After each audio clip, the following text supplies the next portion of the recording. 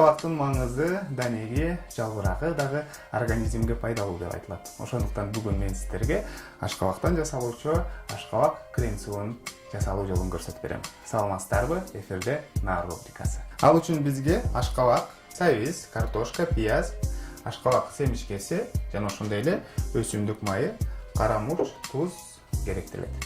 Эң алгач ашкабакты майдалап алабыз.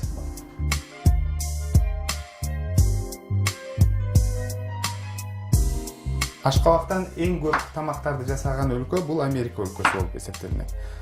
Жана ошондой эле ар бир өлкөнүн өзүнүн улутуна карата ар кандай рецепттери дагы болот. Бул крем супту көбүнчө Европа, Азия ашканаларынан кезиктирүүгө болот. Ашкабакты майдалап алгандан кийин духовкага салып бир аз бышырып алабыз.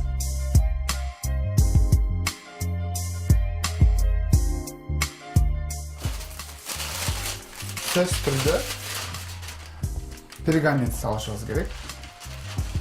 Анткени ашкабак астына күйүп кетпеш керек.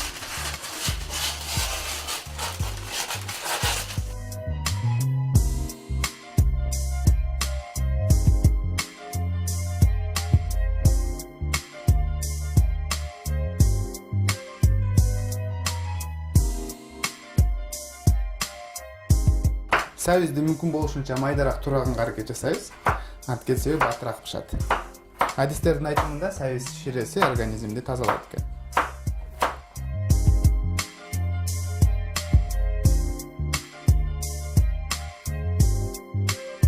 Ашкабак крем суу үчүн бир дана картошка керектелет.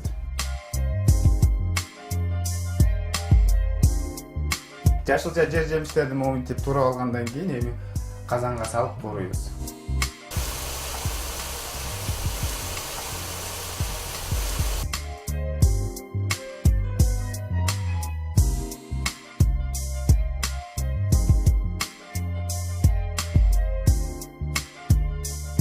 Жүз грамм ашкабак 90 грамм суудан 0,9 грамм белоктон, 5,9 грамм углеводдон, 1,2 грамм клетчаткадан жана органикалык кислоталардан турат. Ошондой эле анын курамында А, В1, В2, ПП, В9, С витаминдери, калий, кальций, магний, натрий, фосфор макроэлементтери жана темир, йод, цинк, фтор микроэлементтер бар. Ушул эле 100 грамм ашкабак орточо 25 килокалорий баалуулукка ээ. Бул пайдалуулуктар организмге таасир этиш үчүн аталган жашылчаны жаңы кезинде сууга бышырылып, куурулган, буга бышырылган шире, пюре, паудилло түрүндө даярдап жей берүү керек.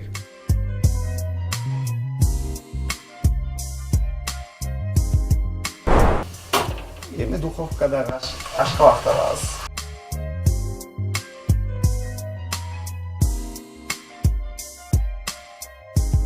Адистердин айтымында ашкабактан жасалган тамактар көбүнесе ашказан, гастрит, же карын менен ооругандарга жана ошондой эле кант диабети менен ооругандарга сунушталат экен. Жакшылап кууруп алгандан кийин сууну куябыз. Сууну дагы өтө көп эмес. Өлчөмдө куюу талап кылайык. Сууну куйгандан кийин тамакка туз салабыз. Бардык эле тамактарга негизинен сууну куйгандан кийин туз салган туура болот. Ошондой эле кара мурч да кошобуз. Жана ошондой эле бир аз кум шекер да кошобуз.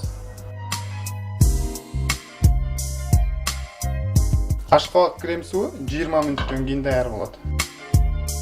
Ашкабак адамдын денесине пайдалуу жашылчаларга кирет. Пайдалуу жагы бул тамак сиңирүү системасына өзгөчө. Өттүн системасына жана ичеги системасына. Өтү ооруган, ичи катыган пациенттерге өтө пайдалуу. Ашкабакты тобун ичсе болот. Витаминдер, микроэлементтерден сырткары клетчатка деп коет. Ошол клетчатка биздин денеге аябай пайдалуу жагы бул денени тазалайт да, денени тазалайт.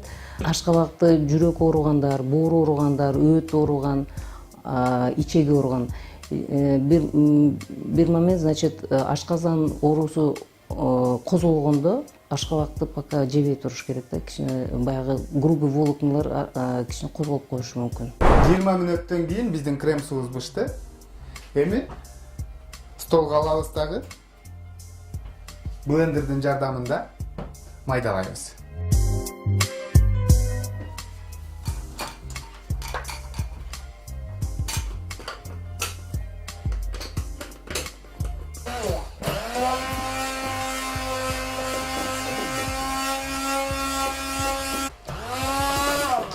Сиз ашкабактан башка дагы жашылча жер жемиштердин баарын топтоп, ушинтип жакшылап бышырып, блендердин жардамында крем суп кылып, үй бүлөңүзгө же болбосо жаш балдарга да берсеңиз аябай пайдалуу.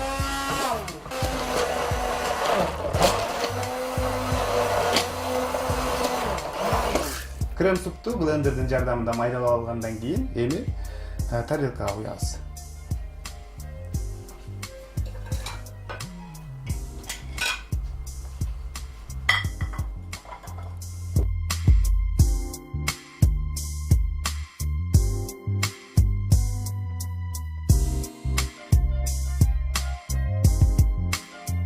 Крем супка сөзсүз түрдө ашкабактын данеги да керектелет.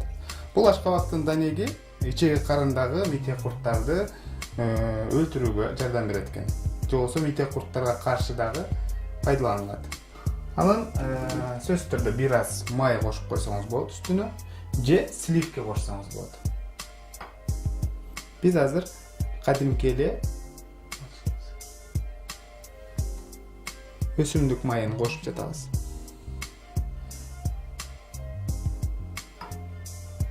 Жана ошондой эле крем суптун үстүнө бир аз гренки да кошобуз. Туура тамактанган адам ооруга аз чалдыгып, батсак аят деп айтылат. Ошондуктан туура витаминдүү азыктар менен азыктаныңыз.